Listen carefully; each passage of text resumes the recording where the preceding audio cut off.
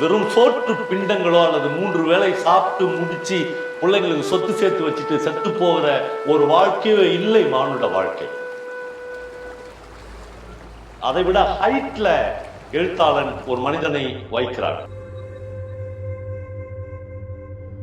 நம்மளுடைய அண்ணன் பவா கதை சொல்லி ஒவ்வொரு வார்த்தைகளும் ஒவ்வொரு கதையும் ஒரு மனிதனை அடுத்த ஒரு லெவலுக்கு கொண்டு போகும். நம்மளுடைய வாழ்க்கை வாழ்வதற்கு அடுத்த கட்டம் இல்லை அப்படின்ட்டு நினைக்கிறவன் நம்மளுடைய இந்த பெருங்கதையாடல்கள்லாம் பவாவோடைய கதையை கேட்டு அதிலிருந்து நம்ம மீண்டு வெளியில் வந்திருக்கிறோம் அப்படின்ற நிறைய பேர் இருக்காங்க.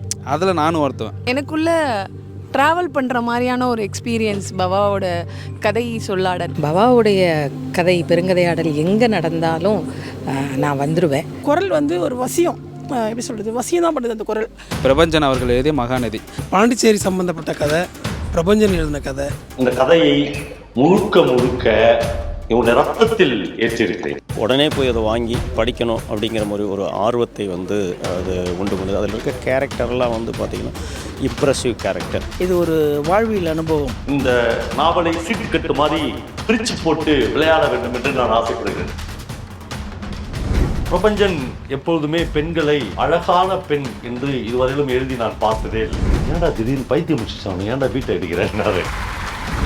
நான்லாம் சின்ன வயசுல அவரை மாதிரி இருக்கணும் அப்படின்னு எங்கள் வீட்டிலலாம் காமிப்பாங்க. இப்போ பார்த்தா ஒருத்தம் கூட அப்படி இல்லை. கிட்டத்தட்ட ஒரு 50 பேர் வந்துட்டாங்க. எங்கள் அப்பா மட்டும் வரவே இல்லை. ஈஸ்டார் போட்டு உட்காந்துருந்தாரு. அவன் ஒரு ஆள், அவன் கூப்பிட்றான்னு 3 பேர் வந்துக்கிறீங்களான்னாரு. உங்களெல்லாம் பார்க்கும்போது சத்தியமாக எனக்கு அந்த வார்த்தை தான். உங்களுடைய காதுகளை மட்டும் எனக்கு கொடுக்க வேண்டும் என்று நான் ஆசைப்படவில்லை. என்னை கட்டி அணைத்துக் கொள்ள வேண்டும் என்று நான் ஆசைப்படுகிறேன்.